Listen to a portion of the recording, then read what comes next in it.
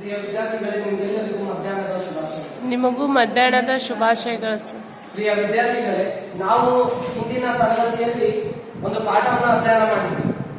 ಹಿಂದಿನ ತರಗತಿಯಲ್ಲಿ ನೀವೆಲ್ಲರೂ ಕೂತ್ಕೊಂಡಿದ್ರಲ್ಲ, ಯಾವ್ದಾದ್ರೂ ಆ ಪಾಠದ ಹೆಸರು ನೆನಪಿದೆಯಾ? ಯಾರಿಗೆ ನೆನಪಿದೆ? ವೆರಿ ಗುಡ್, ಚೆನ್ನಾಗಿ ಕೇಳಿಸ್ಕೊಂಡಿದ್ದೀರಾ. ಹೇಳಿ, ಸಾವಿತ್ರಿ ಗಳಿಗೆ ಯಾವ ಪಾಠ ಹೇಳಿದ್ದೆ ನಾನು? ಇಸ್ಲಾಂ ಧರ್ಮದ ಬಗ್ಗೆ ಅಧ್ಯಯನ ಮಾಡಿದ್ವಿ. ಸೊ ನಾವು ಯಾವ ಪಾಠ? ಇಸ್ಲಾಂ ಧರ್ಮ.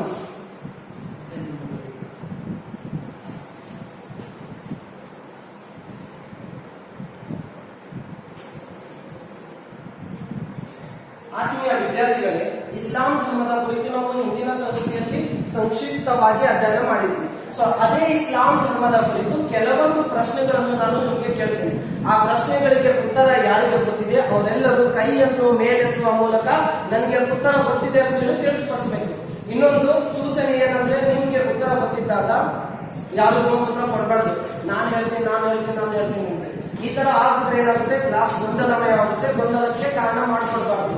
ಸೊ ನಾನು ನಿಮ್ಗೆ ಇಸ್ಲಾಂ ಧರ್ಮದ ಕುರಿತು ಮೊದಲನೇ ಪ್ರಶ್ನೆಯನ್ನ ಕೇಳ್ತೇನೆ. ಸರಿಯಾಗಿ ಪ್ರಶ್ನೆಗಳನ್ನ ಕೇಳಿ ಉತ್ತರಗಳನ್ನ ಹೇಳ್ಬೇಕು. ಕೇಳ್ತಿದ್ದಿಲ್ಲ ನನ್ನ ಮಾತು?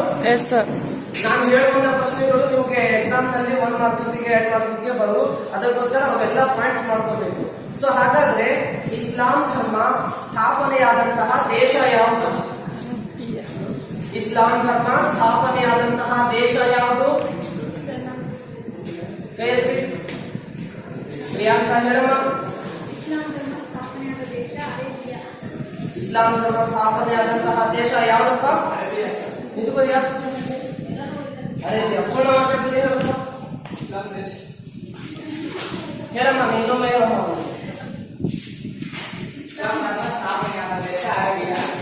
ವೆರಿ ಗುಡ್, ಕೂತ್ಕೋ. ಚೆನ್ನಾಗಿ ಕೇಳ್ಕೊಳ್ಬೇಕಪ್ಪ ನೀನು.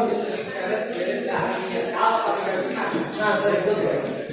ಇಸ್ಲಾಂ ಧರ್ಮ ಸ್ಥಾಪನೆಯಾದಂತಹ ದೇಶ ಅರೇಬಿಯಾ.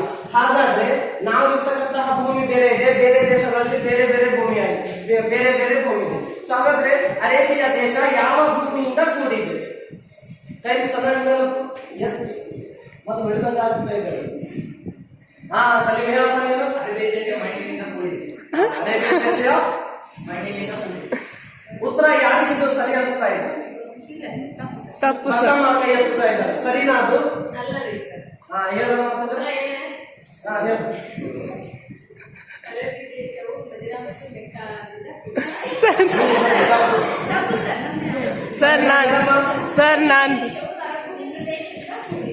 ಅರೇಬಿಯಾ ದೇಶವು ಎಲ್ಲಿಂದ ಕೂಡಿದೆ?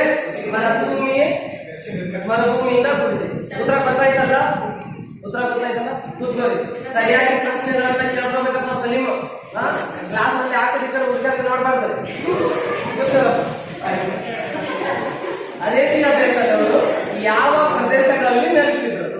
ಅರೇಬಿಯಾ ದೇಶದವರು ಯಾವ ಪ್ರದೇಶಗಳಲ್ಲಿ ನೆಲೆಸಿದ್ರು? ಪ್ರಶ್ನೆಗಳನ್ನ ಸರಿಯಾಗಿ ಅರ್ಥ ಮಾಡ್ಕೊಳ್ಳಿ. ಯಾಕಂದ್ರೆ ನಿಮ್ಗೆ ಮುಂದಿನ ಎಕ್ಸಾಮ್ಗಳಲ್ಲಿ ಬರುವಂತಹ ಪ್ರಶ್ನೆಗಳನ್ನು ನಾನು ಆಯ್ಕೆ ಮಾಡಿ ಕೇಳ್ತಾ ಇದ್ದೀನಿ. Very important question. ಅರೇಬಿಯಾ ಜನರು ಯಾವ ಪ್ರದೇಶಗಳಲ್ಲಿ ನೆಲೆಸಿದ್ದರು? ಕೈ ಎತ್ತಿ ಧೈರ್ಯ ಮಾಡಬೇಕು. ತಪ್ಪಾದ್ರೂ ಪರವಾಗಿಲ್ಲ, ಕೈ ಎತ್ತಿ ಹೇಳ್ಬೇಕು. ತಪ್ಪಾದ್ರೆ ನಾನು ನಿಮ್ಗೆ ಶಿಕ್ಷಕ ಇದ್ದೀನಿ, ನಿಮ್ಗೆಲ್ಲ ಸರಿ ಮಾಡಬೇಕು. ಹೇಳಮ್ಮ ಮಸಲ್ಲ. ಹೇಳಪ್ಪ, ನಮ್ಗೆ ನಿಂತ್ಕೊಮ್ಮ ಸರ್ ವೆರಿ ಗುಡ್. ಕರೆಕ್ಟ್ ಕೂತ್ಕೊಮ್ಮ. ವೆರಿ ಗುಡ್, ಚೆನ್ನಾಗಿ ಅರ್ಥ ಮಾಡ್ಕೊಳ್ತಾ ಇದ್ವಿ. ಬಸಮ್ಮ ಯಾವ ತರ ಕೈ ಎತ್ತಾಳಲ್ಲ ಅದೇ ತರ ನೀವು ಕೂಡ ಕೈ ಎತ್ತಬೇಕು. ನಮ್ ಸಲೀಮು ಬಹಳ ಚೆನ್ನಾಗಿ ಕೈ ಎತ್ತದ. ಹಾಗಾದ್ರೆ ಇಸ್ಲಾಂ ಧರ್ಮದ ಸ್ಥಾಪಕರು ಯಾರು? ಇಸ್ಲಾಂ ಧರ್ಮ ಅಂತ ಹೇಳಿ ನಾವು ಪಾಠ ಅಧ್ಯಯನ ಮಾಡಿದ್ವಿ ನಿನ್ನೆ ಕ್ಲಾಸಿನಲ್ಲಿ.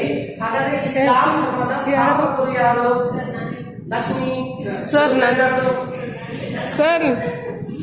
ಕ್ಲಾಸ್ ನಲ್ಲಿ ಸೈಲೆಂಟ್ ಆಗಿರ್ಬೇಕು, ಗಲಾಟೆ ಮಾಡ್ಕೊಳ್ಬಾರ್ದು. ಇಸ್ಲಾಂ ಧರ್ಮದ ಸ್ಥಾಪಕರು ಯಾರು? ಪ್ರಿಯಾ ಹೇಳಮ್ಮ. ಇಸ್ಲಾಂ ಧರ್ಮದ ಸ್ಥಾಪಕರು ಯಾರು? ವೆರಿ ಗುಡ್, ಕೂತ್ಕೊಂಡು. ಇಸ್ಲಾಂ ಧರ್ಮದ ಸ್ಥಾಪಕರು ಮೊಹಮ್ಮದ್ ಪೈಗಂಬರ್. ಹಾಗಾದ್ರೆ ಮೊಹಮ್ಮದ್ ಪೈಗಂಬರ್ ಅವರ ತಂದೆ ಮತ್ತು ತಾಯಿಯ ಹೆಸರೇನು?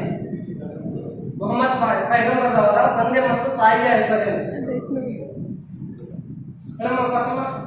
ಮೊಹಮ್ಮದ್ ಪೈಗಂಬರ್ ತಂದೆ ಹೆಸರು ಅಬ್ದುಲ್ಲಾ, ತಾಯಿ ಹೆಸರು ಅಮಿತಾಬ್. ಚೆನ್ನಾಗಿದೆ, very good, correct answer. Mohammed ಪೈಗಂಬರ್ ಅವರು ಚಿಕ್ಕ ವಯಸ್ಸಿನಲ್ಲಿ ಯಾರ ಆಶ್ರಯದಲ್ಲಿ ಬೆಳೆದರು? ಸರ್ ನಾನು ಮೊಹಮ್ಮದ್ ಪೈಗಂಬರು ಅವರ ಚಿಕ್ಕಪ್ಪನ ಹತ್ತಿರ ಬೆಳೆದ. ವೆರಿ ಗುಡ್, ಕೂತ್ಕೊಂಡು.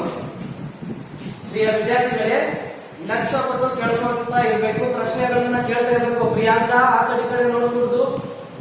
1 ಮತ್ತು 2 ಮಾರ್ಕ್ಸ್ಗೆ ಬರುವಂತಹ ಪ್ರಶ್ನೆಗಳು, ಓಕೆನಾ?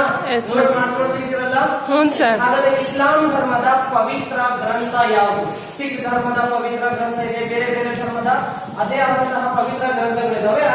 ಅದೇ ರೀತಿ ಇಸ್ಲಾಂ ಧರ್ಮದ ಕೂಡ ಒಂದು ಪವಿತ್ರ ಗ್ರಂಥ ಇದೆ. ಯಾವುದು ಇಸ್ಲಾಂ ಧರ್ಮದ ಪವಿತ್ರ ಗ್ರಂಥ ಯಾವುದು? ಪ್ರಿಯಾಂಕಾ, ಸಾವಿತ್ರಿ ಕೇಳ್ತಾ ಇದೆಯಮ್ಮ? ಕೇಳ್ಬೇಕು, ಪ್ರಶ್ನೆ ಇಲ್ಲ. ಓದೋದು ಆಮೇಲೆ ಮಾಡ್ಬೇಕು. ಹೇಳಮ್ಮ ಸಮೀನಾ. ಇಸ್ಲಾಂ ಧರ್ಮದ ಪವಿತ್ರ ಗ್ರಂಥ ಕುರಾನ್ ಆಗಿದೆ. ಪ್ರಶ್ನೆಗಳನ್ನು ಕೇಳುವ ಮುಖಾಂತರ